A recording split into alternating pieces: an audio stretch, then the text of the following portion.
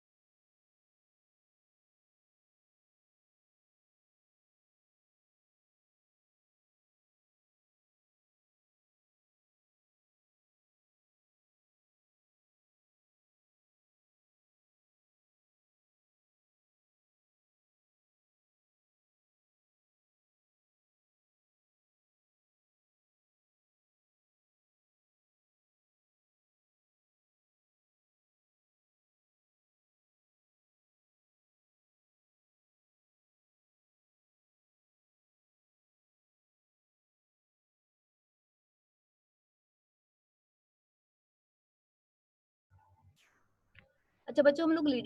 लोगों ने उस दिन पढ़ा था जिसमें हम लोगों ने लीडरशिप की डेफिनेशन देखी थी कि लीडरशिप या लीडर एक एक्चुअली वो पर्सन होता है कि जो अपने या उसके अंदर कोई एबिलिटी होती है, या आप ये कह लें कि leadership is the ability to direct a group towards the attainment of goals. मतलब कोई भी गोल है, किसी भी चीज को आप अचीव करना चाह रहे हैं, कोई काम है आपका उसे आप कंप्लीट करना चाह रहे हैं, तो आप बाजुकात वो काम खुद से नहीं कर रहे होते। आपको कहीं ना कहीं किसी ना किसी लीडर की जरूरत होती है जो आपको गाइड कर सके, जो आपको उसके बारे में इंस्ट्रक्शंस दे सके, यानी कि आपके काम को किसी ना किसी तरह से किसी ना किसी हवाले से फैसिलिटेट करे। जितना ज्यादा वो आपको फैसिलिटेट करता है, आपकी हेल्प करता है, आपके काम में आपकी जो हर्डल्स आ रही होती हैं उनको रिजोल्व कर सकता है, उतना ही ज्यादा आपका उस लीडर के साथ जो रिलेशनशिप है वो ज्यादा अच्छा हो जाता है।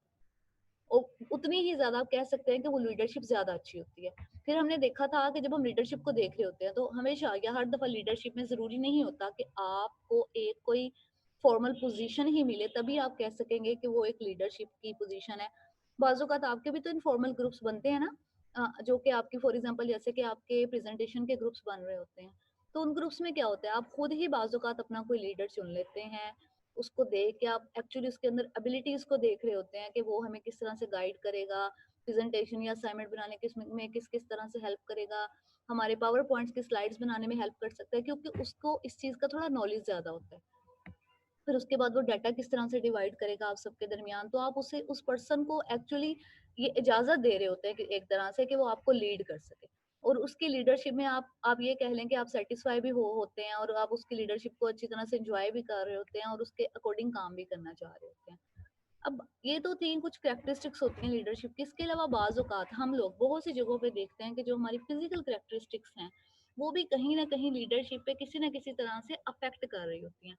आपकी हाइट, आपका वेट, आपकी अट्रैक्टिवनेस, लेकिन नो डाउट वो किसी ना किसी तरह से अगर कहीं पे कर भी रही होती हैं, लेकिन अगर आपको किसी काम के करने की नॉलेज ही नहीं है, नो हाउ ही नहीं है,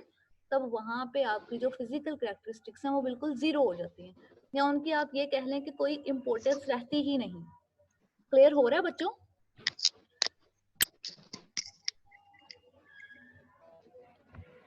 फिर बच्चों हम लोगों ने कुछ मतलब थेरीज के बारे में पढ़ना स्टार्ट किया था, जिसमें हम लोगों ने जो यूनिवर्सल थेरीज पढ़ी थी, जो कि हम लोगों ने ये देखा था कि हर जगह ही अराउंड द ग्लोब ये थेरीज है जिनको फॉलो किया जाता है, जिनमें फर्स्ट वन थी ग्रेट मैन और वुमन थेरी, और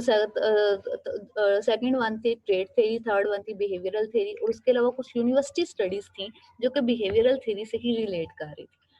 फिर उसके बाद हम लोगों ने और थेरीज को पढ़ा था, मतलब ये आपकी बुक में इस तरह सारी थेरीज दी हुई है, तो उनको मैंने ये किया हुआ है, जिसमें हम लोगों ने great man, no doubt great man theory के बारे में पढ़ा था, ट्रेड थेरी है, ट्रेड थेरी के बाद अगर आप नेक्स्ट देखें, अरे भी आ गई हैं,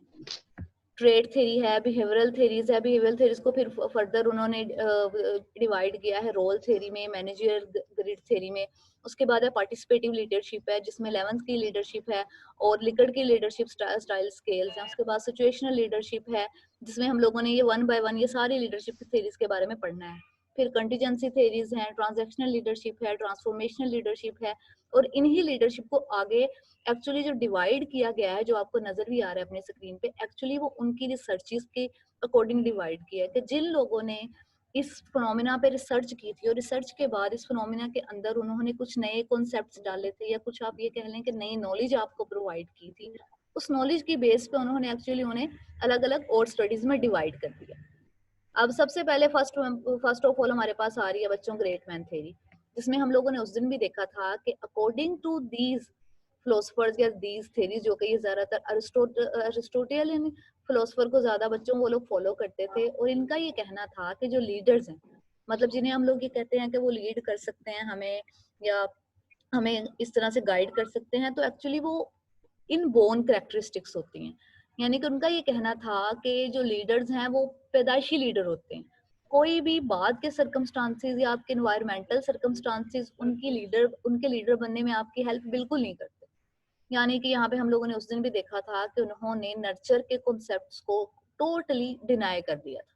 और उन्होंने टोटली सिर्फ और सिर्फ जोर किस पे दिया था, सिर्फ और सिर्फ नेचर पे। और फिर हमने ये भी देखा था कि इस थ्योरी की सबसे बड़ी जो क्रिटिसिज्म इस पे सबसे बड़ा ये था कि क्योंकि हम लोगों ने देखा है कि हम लोग बहुत सी चीजें हैं जो कि अपने नर्चर से सीख रहे होते हैं, हम जिन जिन लोगों से मिलते हैं, जैसे जैसे हमारा एनवायरनमेंट चेंज हो रहा होता है, जैसे जैसे हमारी सोशल सेटिंग चेंज होती है, वैसे वैसे हम सब लोगों के अंदर बहुत सी कैरेक्टरिस्टिक्स खत्म होती जाती हैं, और बहुत सी नई कैरेक्टरिस्टिक्स हैं जो कि डेवलप होती जाती हैं। जैसे आप लोग हैं बच्चों, आप स्कूल में किसी और तरह के बच्चे थे, आपको कुछ और तरह की बातें आती थी, आपकी स्टडी या आपकी स्किल्स और तरह की थी, फिर आप कॉलेज में गए, एक नए लेवल पे गए, वहां पे आपने नई नई चीजें सीखी, और बहुत सी नई चीजें आपको पता चली। उसके बाद आप यूनिवर्सिटी लेवल में आ गए, आप यूनिवर्सिटी लेवल में आके आपने वो चीजें सीखी हैं जो कि आपके घर में हो सकता है और किसी को आती ही ना हो।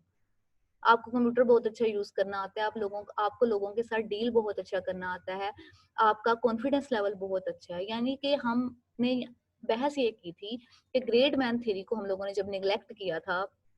तो उसके अगेंस्ट सबसे बड़ी बात ही ये कही गई थी कि हम लोग नेचर से भी बहुत कुछ सीखते हैं, सिर्फ नेचर ही सब कुछ नहीं होती है आपको कुछ भी सिखाने के लिए। लेकिन जो ग्रेट मैन थ्योरी है वो ज्यादातर वो जो फोकस करते थे ग्रेट मैन पे, वो अलेक्जेंडर दी ग्रेट का नेम लेते थे, फिर उसके बाद वो लोग आप चंगेज खान का नेम लेते हैं, एरिस्टोटल, मतलब इन लोगों का नाम लेते थे कि वो लोग इन बोर्न ऐसे थे, उन्होंने कुछ भी अपने से खुद से बाद में नहीं सीखा था। ठीक है बच्चों, क्लियर है?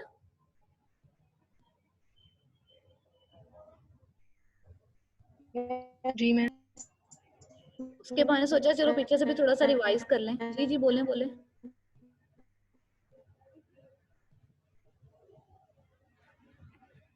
अच्छा बच्चों, जब भी आप कहीं पे भी ग्रेट मैन थ्योरी के बारे में पढ़ेंगे, तो वहां पे आप जो ज्यादा फेमस नेम पढ़ेंगे वो थॉमस कार्लाइल का पढ़ेंगे, जिसकी ये कोटेशन आपको ग्रेट मैन थ्योरी के बारे में जब आप पढ़ेंगे तो ये कोटेशन भी कई जगह पे नजर आएगी, जिसमें उसने ये कहा था कि जो ग्रेट मैन है,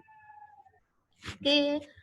हम जिन लोगों को ये कहते हैं कि वो एक अजीम लोग हैं, या वो एक लीडर की तरह हैं, या वो आपको लीड कर सकते हैं, तो उनकी जो जिंदगियां हैं वो एक्चुअली कभी भी आप ये कह लें कि बेफायदा नहीं होती, क्योंकि उन लोगों की जो लाइफ स्टोरीज होती हैं या उन लोगों के जो एक्सपीरियंसेस होते हैं, वो एक्चुअली उनकी जो बायोग्राफी होती है वो हिस्ट्री बनाती है।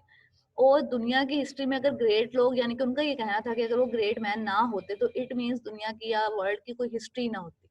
मतलब अब ये वो लोग बोल रहे हैं जो कि उसके हक में थे। ठीक है बच्चों, उसके बाद हम लोगों ने ट्रेड थ्योरी को पढ़ना स्टार्ट किया था, जिसमें हम लोगों ने सबसे पहले ट्रेड्स की डेफिनेशन देखी थी कि एक्चुअली ट्रेड्स हमारे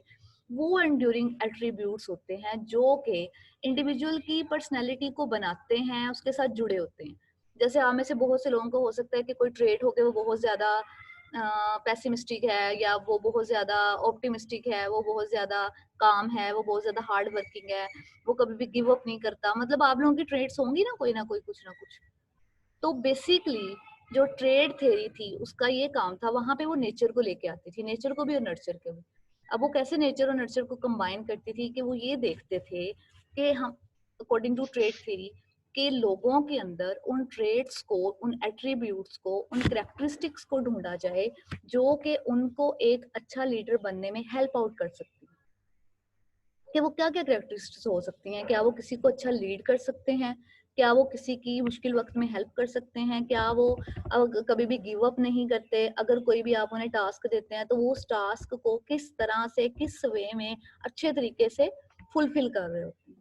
अब यहाँ पे जब हम सारी कैरेक्टरिस्टिक्स देख रहे थे तो बाज औकात मतलब इस रिसर्च में बहुत सी फिजिकल कैरेक्टरिस्टिक्स को भी देखा जाता था, जिसमें आपकी हाइट को, अपीयरेंस को, फिर आपके एनर्जी लेवल को चेक किया जाता है, फिर उसके साथ साथ आपकी एब्स्ट्रैक्ट कैरेक्टरिस्टिक्स को देखा जाता है, जिसमें आपकी इंटेलिजेंस को चेक किया जाता है, पर्सनालिटी ट्रेट्स को चेक किया जाता है, फिर ये कि आपकी अचीवमेंट्स कहाँ कहाँ पे किस किस तरह से हुई हैं, आपके क्या इंटरेस्ट हैं, आपके क्या हॉबीज हैं, आपको अगर हम लोग आपको कुछ देंगे या किस तरह से लेके चल रहे होंगे तो वो चीजें किस तरह से आप पे इफेक्ट करेंगी। जब ट्रेडमैन थ्योरी पे बहुत ज्यादा काम हुआ बच्चों, और हो भी रहा है, तो वहां पे कहीं पे भी आप ट्रेडमैन थ्योरी के बारे में पढ़ेंगे तो उनका जो ज्यादा फोकस होता है, जैसे भी आपको अपने सामने स्लाइड पे भी नजर आ रहा होगा, जब वो पर्सनालिटी कैरेक्टरिस्टिक्स को देख रहे होते हैं तो उसमें वो एबिलिटीज को, पर्सनल ट्रेट्स को और मोटिवेशंस को देख रहे होते हैं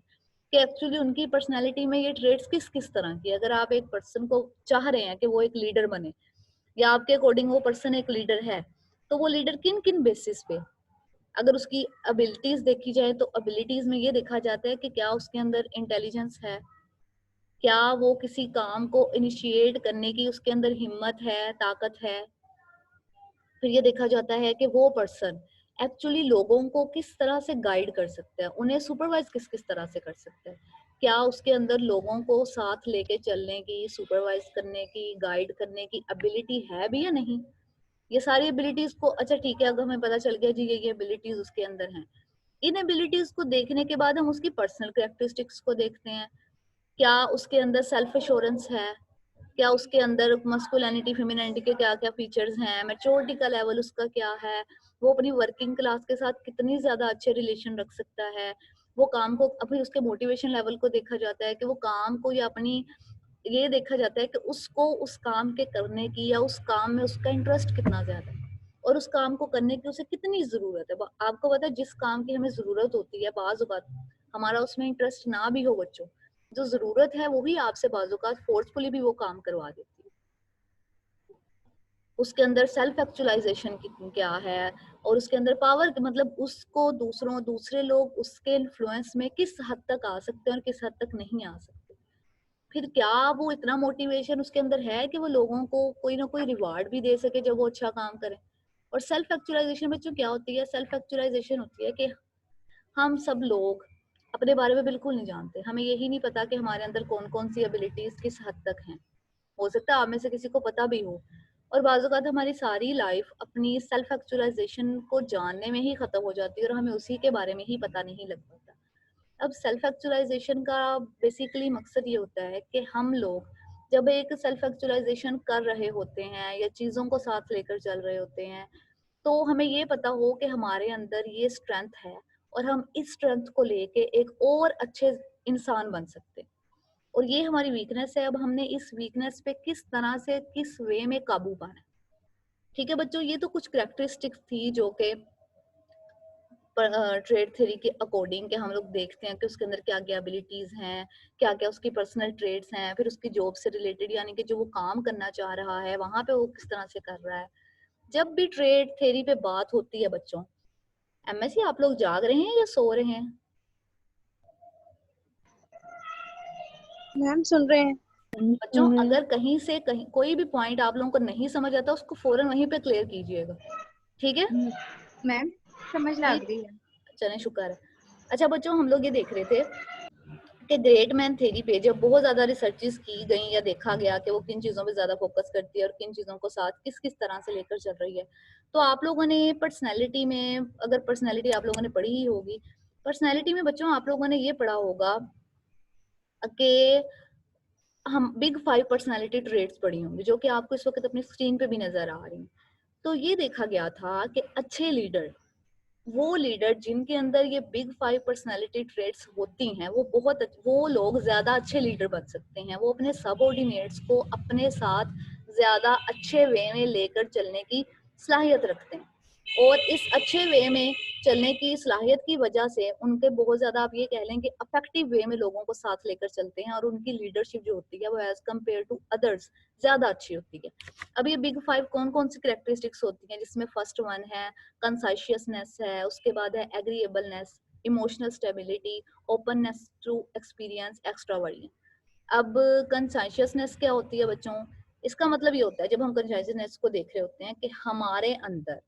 कोई भी काम को करने की एबिलिटी कितनी ज्यादा है, या चलें अगर एबिलिटी नहीं भी है तो हमारे अंदर उस काम को करने का पैशन कितना ज्यादा है,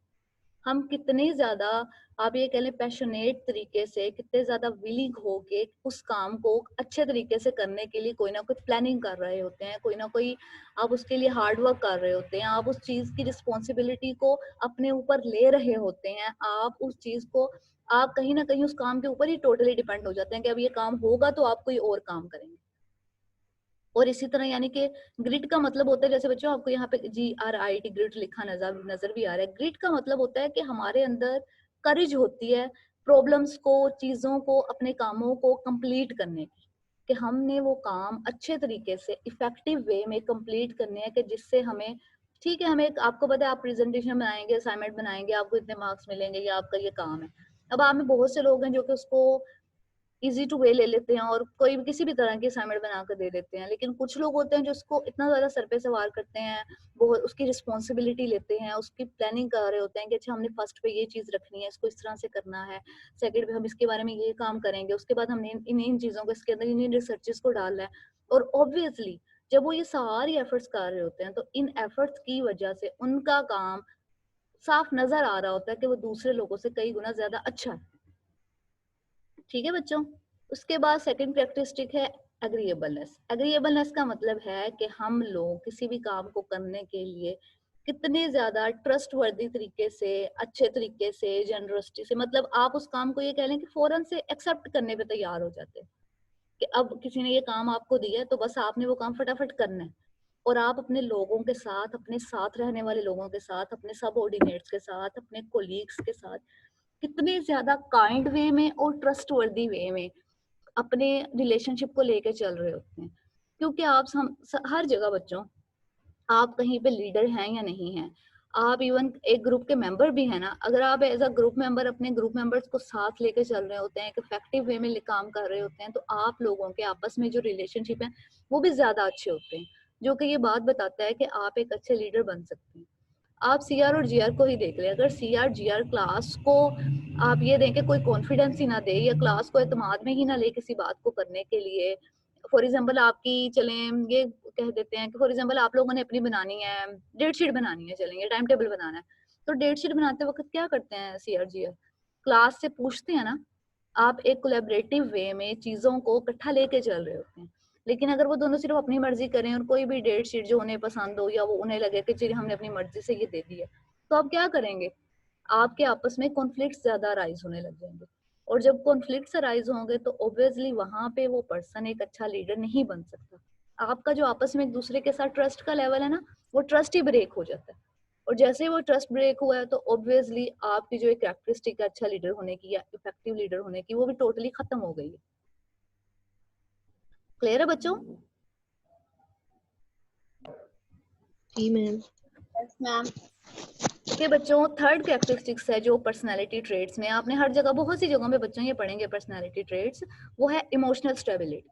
अब इमोशनल स्टेबिलिटी का मतलब ये है कि ठीक है, आपको कोई काम दिया है, कोई आपको टारगेट दिया है, कोई आपको गोल दिया है, जब भी आपको कोई गोल दिया जाता है, कोई काम दिया जाता है,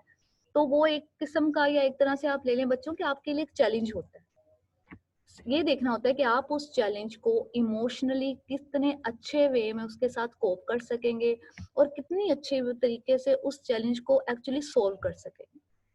आपको ऑब्वियसली उस चैलेंज को कंप्लीट करने से पहले आपको कोई ना कोई स्ट्रेस भी फील करना पड़ रही होगी। ज़ाहिर है अगर आपको एक असाइनमेंट दे दी गई है, अब आपको पता होता है इस टॉपिक के बारे में, आपको कुछ नहीं पता, आपके लिए तो वो एक नई चीज़ ही है ना, एक चैलेंज दिया है ना टीचर ने आपको। अगर अब आप लोग स्ट्रेस लेते जाएँगे, बस ये सोचते जाएँगे ये बहुत मुश्किल है, इससे रिलेटेड हमें डाटा नहीं मिल रहा, ये काम हो ही नहीं सकता, हमारे मार्क्स कट जाएँगे, हमारा ठीक तरह से प्रिपरेशन नहीं होगी। अब आप इस स्ट्रेस में हैं, अब आप इस स्ट्रेस को सिर्फ़ फ़ील कर रहे हैं, अपने ऊपर आप ये कह लें कि आपने सिर्फ़ उसका बोझ लाद लिया, लेकिन अब आप उसको रिज़ॉल्व करने के लिए कोई भी काम नहीं कर रहे। तो वहाँ पे पता चलता है कि आपकी इमोशनल स्टेबिलिटी है ही नहीं। अब आपको स्ट्रेस भी है कि आपने काम कंप्लीट करना है, लेकिन वही स्ट्रेस जब आपकी यूज स्ट्रेस बन जाती है, यानी कि इन द पॉजिटिव वे आपको कहीं ना कहीं मोटिवेट कर रही है काम करने के लिए कि देखें आपने इसको इस तरह से काम करना है कि चलो हम आज जाके इसको सर्च करेंगे, अगर सर्च ना हुआ हम किसी सीनियर की हेल्प ले लेंगे, चले अगर किसी सीनियर को भी समझ नहीं आया तो मैम के पास चले जाएंगे, एटलीस्ट उन्हें उनसे जाके बात करेंगे। तो क्या होगा कि अब आपने उसके लिए कोई ना कोई काम करना स्टार्ट किया। उससे क्या होता है फिर जैसे-जैसे आपको कोई नया काम मिल जाता है या आप उस प्रॉब्लम को रिज़ॉल्व कर लेते हैं या उस टास्क को कंप्लीट कर लेते हैं, तो उससे क्या होता है बच्चों, फिर उसका बेनिफिट होता है कि आपके अंदर सेल्फ एस्टीम बढ़ जाती है। आपका सेल्फ कॉन्फिडेंस अराइज़ होने लग जाता है। आपको पता चल जाता है कि लाइफ में कहीं पे भी कोई भी डिफिकल्टी आ रही है, हार्डशिप आ रही है, हर्डल आ रही है, तो आपने उस हर्डल को किसी न किसी तरीके से, किसी न किसी वे में कोप अप करना है। तो इसीलिए एक अच्छे लीडर के अंदर, क्योंकि लीडर है ना, सबऑर्डिनेट्स के पास तो हर तरह की स्ट्रेस जो है या हार्डशिप है वो बाद में जाएगी, पहले तो उसका सामना उस लीडर को करना पड़ रहा है ना। और अगर लीडर ही उससे डर गया है तो वो अपने सबऑर्डिनेट्स की हेल्प किस तरह से कर पाएगा। तो एक लीडर की इमोशनल स्टेबिलिटी भी एक सबसे ज्यादा जरूरी चीज है किसी भी काम को कंप्लीट करने के लिए। उसके बाद है कि लीडर को, मतलब अगर आप एक अच्छे लीडर हो सकते हैं तो उस लीडर को किसी भी नए एक्सपीरियंस को लेने के लिए मतलब हमेशा से रेडी होना चाहिए। मतलब उसके अंदर क्यूरियोसिटी होनी चाहिए कि वो सिर्फ उन चीजों को ही ना देखता जाए कि जो हर काम पहले से लोग हैं वो इजी काम है, उसे पता है ये कर सकते हैं। अब वो उन्हीं कंपनीज के साथ ना सिर्फ डील करता जाए जिन कंपनी के साथ वो हमेशा डील करता जा रहा है, बल्कि अब उसे चाहिए कि वो एक नई कंपनी की तरफ जाए। बेशक वो कंपनी उससे बहुत बड़ी हो सकती है, वो कंपनी उनसे बहुत ज्यादा अच्छी काम कर सकती है, लेकिन वो ये देखें कि उनके अंदर उस कंपनी को डील करने की कितनी ज्यादा सलाहियत है। अब अगर आपको एक टॉपिक ऐसा दे दिया जाए प्रेजेंटेशन का, या सारी क्लास को ऐसे टॉपिक दे दिए जाए जो कि मैम ने एक बार क्लास में पढ़ा दिए हैं, ठीक है, तो आपको कहा जाए जी आपने इन्हीं पे काम करना है, तो आप क्या करेंगे? आप बहुत इजीली काम करेंगे। अब कोई एक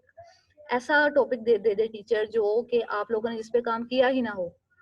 या आपको उसके बारे में पता ही ना हो, तो आप में से जो पर्सन या क्लास का जो बच्चा ये कहेगा कि हाँ उसके लिए वो एक नया एक्सपीरियंस है या उसको उससे कुछ नया सीखने को मिलेगा, तो उसके अंदर वो ओपननेस जो है नए एक्सपीरियंस की, नई नई चीजों को इनोवेट करने की, अपना टॉलरेंस लेवल को इंक्रीज करने की, चैलेंज को एक्सेप्ट करने की, वो जितनी ज्यादा होगी उतनी ही ज्यादा ऑब्वियसली उसकी इमोशनल स्टेबिलिटी ज्यादा होगी, एग्रीएबलनेस उसमें ज्यादा होगी, वो उतना ही ज्यादा पंक्चुअल होगा। तो इसीलिए नए एक्सपीरियंस को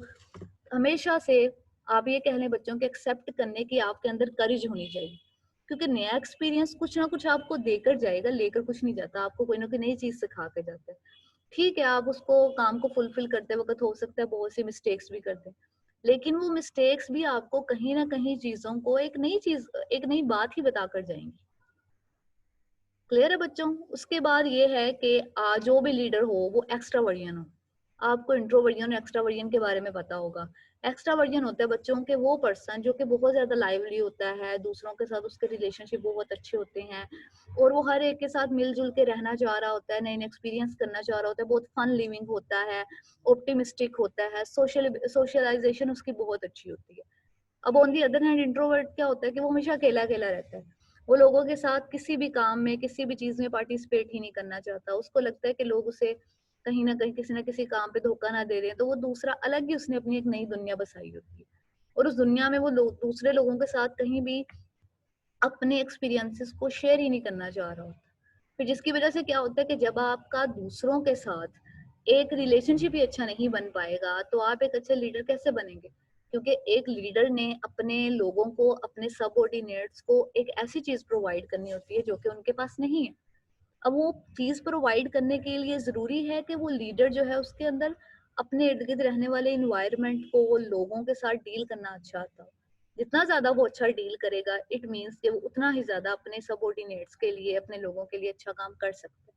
और उतनी ही उसके अंदर करेज है कि वो चीज़ों को अच्छे तरीके से लेकर चले। तो ट्रेड थ्योरी पे जब रिसर्चेस की गई तो वहाँ पे बच्चों ये बिग 5 मॉडल जो है, इसको उन्होंने कहा कि ये सबसे इफेक्टिव मॉडल है कि जिन लोगों के अंदर आप ये कह लें कि बिग 5 पर्सनैलिटी ट्रेड्स होती हैं, वो उतने ही ज़्यादा अच्छे एक इफेक्टिव लीडर बन सकते हैं। वो चीज़ों को अच्छे तरीके से लेकर जा रहे होते हैं। फिर उसके बाद डिफरेंट और रिसर्चेस भी की गई। अब आहिस्ता-आहिस्ता रिसर्चेस कॉम्प्लेक्स लेवल की तरफ आ रही हैं। फिर उन्होंने ये देखा कि ऐसे लीडर्स या ऐसे लोग जिनके अंदर फ्लेक्सिबिलिटी बहुत ज़्यादा होती है, सोशल इंटेलिजेंस ज़्यादा होती है, सोशल कॉम्पिटेंस ज़्यादा होती है या करिस्मेटिक पर्सनैलिटी होती है उनकी, तो वो लोग भी एक बहुत अच्छे लीडर बन सकते हैं। अब अगर आप पूछा जाए कि ये सारे कैरेक्टरिस्टिक्स मतलब बिग 5 पर्सनैलिटी ट्रेट्स के बाद जो हमने पढ़े हैं, जिसमें करिश्मा है, फ्लेक्सिबिलिटी है, सोशल इंटेलिजेंस है, सोशल कॉम्पिटेंस है, तो ये क्या होते हैं? फ्लेक्सिबिलिटी को अगर बच्चों आप अगर लेमैन लैंग्वेज में देखें तो आपको लगेगा कि फ्लेक्सिबिलिटी कि आप एक किसी भी हार्डशिप को, किसी भी नए चैलेंज को, किसी भी और चीज़ को कितने ज़्यादा इफेक्टिव वे में कबूल कर सकते हैं या उन चीज़ों को कितने ज़्यादा अच्छे तरीके से लेकर चल सकते हैं। जैसे यहाँ पे जब फ्लेक्सिबिलिटी की आपको डेफिनेशन भी नज़र आ रही होगी, the flexibility is the ability to perceive the needs and goals of the constituency and to adjust one's personal approach to group action accordingly। यानी कि आपकी ये वो चीज है कि जिसमें आप लोग ये देख रहे होते हैं, आप अपनी चीज़ों को, अपने कामों को एक कंस्टिट्यूट वे में एक अच्छे तरीके से लेकर चल रहे होते हैं और उस काम को करने के दौरान बहुत सी जगहों पे, अब हर जगह मतलब लीडर को बहुत से कंप्रोमाइजेस करना पड़ रहे होते हैं, तो वहाँ पे एक्चुअली स्पेसिफिकली देखना ये होता है कि लीडर जब वो कंप्रोमाइजेस कर रहा है, उन कंप्रोमाइजेस के साथ रह रहा है, तो वो सारे, तो वो लीडर एक्चुअली अपने सबऑर्डिनेट्स को भी कहीं न कहीं बल्कि हर जगह पे तवज्जो दे। अब ये ना हो कि लीडर सिर्फ़ अपनी बातों को देखे, सिर्फ़ अपनी चीज़ों को देखे, सिर्फ़ अपने फैसलों पे लगा रहे, बल्कि वो अपने साथ काम करने वाले लोगों की विशेस को, उनकी नीड्स को, उनके आइडियाज़ को भी अहमियत दे, उनकी भी कदर करे, आप ये कह सकते हैं। अब जितनी ज़्यादा आपके अंदर फ्लेक्सिबिलिटी ज़्यादा होगी, लोगों के आइडियाज़ को देखने की, उनको साथ लेकर चलने की एबिलिटी ज़्यादा होगी, इट मीन्स उतने ही ज़्यादा आप एक इफेक्टिव लीडर बन सकते हैं। फिर ऑन द अदर साइड अगर हम करिश्मा को देखें, तो करिश्मा एक्चुअली होता है कि आप हम बहुत से लीडर्स के अंदर एक्चुअली कुछ ऐसी आप ये कह लें बच्चों के कैरेक्टरिस्टिक्स होती हैं या कुछ ऐसा सेल्फ कॉन्फिडेंस होता है कि जब लोग उनसे बात करते हैं तो लोगों को लग रहा होता है कि इस पर्सन के अकॉर्डिंग वो हर काम कर सकते हैं, या ये पर्सन हमें कोई भी काम कहेगा तो हम वो काम, उस काम से बिल्कुल भी मना नहीं कर सकते। यानी कि उसकी पर्सनैलिटी ही लोगों के लिए बहुत ज्यादा क्रिस्मेटिक हो जाती है। आप ये कह लें कि आप उस पर्सन के शहर में आ जाते हैं और आप उस चीज से, उसके इन्फ्लुएंस से, उसकी पर्सनैलिटी के इन्फ्लुएंस से निकलना ही नहीं चाह रहे होते। अब आपके अंदर कोई करिश्मा होगा तो ही लोग आपके साथ चलना चाह रहे होंगे ना, तो नहीं है तो इट मीन्स कि वो नहीं काम करना चाह रहे आपके साथ। फिर उसके बाद सोशल इंटेलिजेंस या सोशल कॉम्पिटेंस को देखा जाए तो सोशल कॉम्पिटेंस बच्चों एक्चुअली वो एबिलिटी होती है जिसमें हम लोग सोशल इंटरेक्शंस को, यानी कि हमारे जो आपस में एक दूसरे के साथ इंटरपर्सनल रिलेशनशिप्स होते हैं, या हमारे किसी, अगर आप किसी जगह पे काम कर रहे हैं, किसी ऑर्गेनाइजेशन में काम कर रहे हैं, तो आपका किसी और ऑर्गेनाइजेशन के साथ कोई रिलेशनशिप है, कोई सोशल इंटरेक्शन है, तो एक्चुअली हम उस इन सारे सोशल इंटरेक्शंस को किन किन वेज में किस किस तरह से इफेक्टिवली लेकर चल रहे होते, कि हम लोगों ने दूसरों को भी अपने साथ लेकर चलना है। ठीक है, आप बहुत सी जगहों पे अपने काम खुद करना चाह रहे होते हैं, अपनी मर्जी से करना चाह रहे होते हैं, लेकिन फिर भी आप दूसरों को साथ इसीलिए मिला रहे होते हैं कि कहीं वो खुद को इन चीजों से अलग ना समझे। आप फॉर एग्जांपल देख लें कि आप अगर घर में हो और आप कोई काम अपनी मर्जी से करें, बेशक उस काम को करने की आपको घर वालों ने इजाजत दी भी है या आप उस काम को करने की आपको पूरी एबिलिटी है, लेकिन अगर आपने किसी से हेल्प नहीं ना ली, अपनी अम्मी से भी नहीं ली और अपनी मर्जी से कुछ कर लिया या कोई सूट ही खरीद लिया, तो वहां पे क्या होगा, सब लोग बाद में अल्लाह ना करे वो सूट खराब हो जाए या कुछ इस तरह से हो जाए, तो सब आप लोगों को क्या कह रहे होते हैं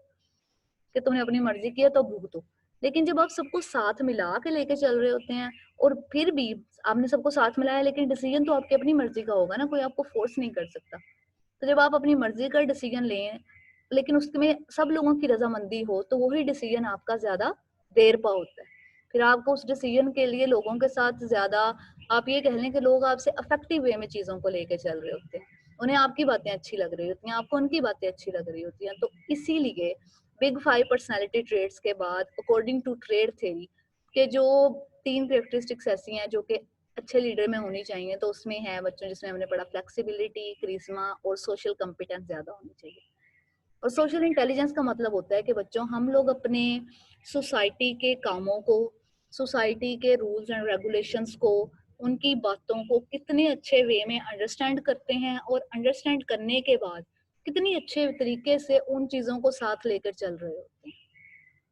यहाँ तक बच्चों सब कुछ क्लियर है आपको? जी मैम। कोई भी चीज यहाँ तक जो ना समझ आई हो?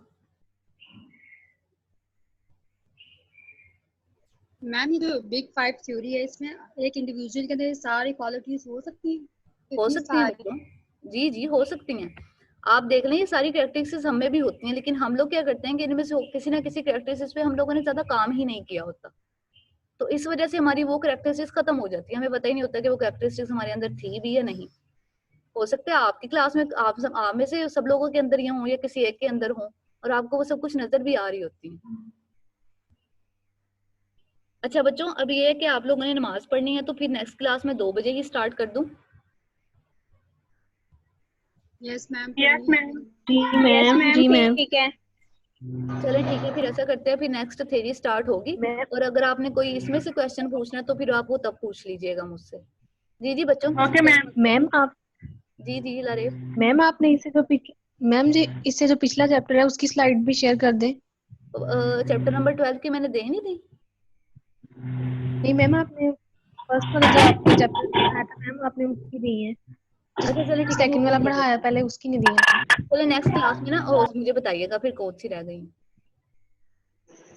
ओके बच्चों, मैं मीटिंग यहाँ पे एंड करने लगी हूँ, अब आप लोग भी जाके नमाज वगैरह पढ़ लें, फिर हम 2 बजे हम दोबारा मिलते हैं।